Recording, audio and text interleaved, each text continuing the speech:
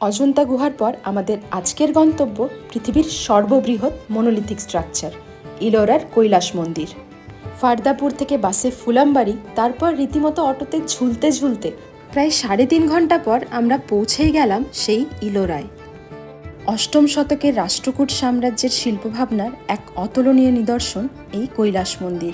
বিভিন্ন জীবজন্তুর কাঁধের ওপর অবস্থিত বিশালাকৃতির এক রথের ন্যায় এই মন্দির ব্যক্ত করে মানুষ এবং প্রকৃতির সহাবস্থানের কথা।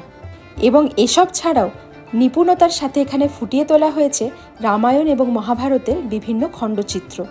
যাই হোক, নন্দী মণ্ডপে নন্দী মহারাজের দর্শনের পর চলে গেলাম গর্ভগৃহে। এবং এই সেই শিবলিঙ্গ যা বারে বারে আক্রান্ত হয়েছে মুসলিম শাসকদের দ্বারা। তবে শত আক্রমণ উপেক্ষা করেও এই নিপুণ শিল্প এখনও উদ্বুদ্ধ করছে আধুনিক শিল্পচর্চাকে। আর তাই তো স্থান পেয়েছে কারেন্সিতেও।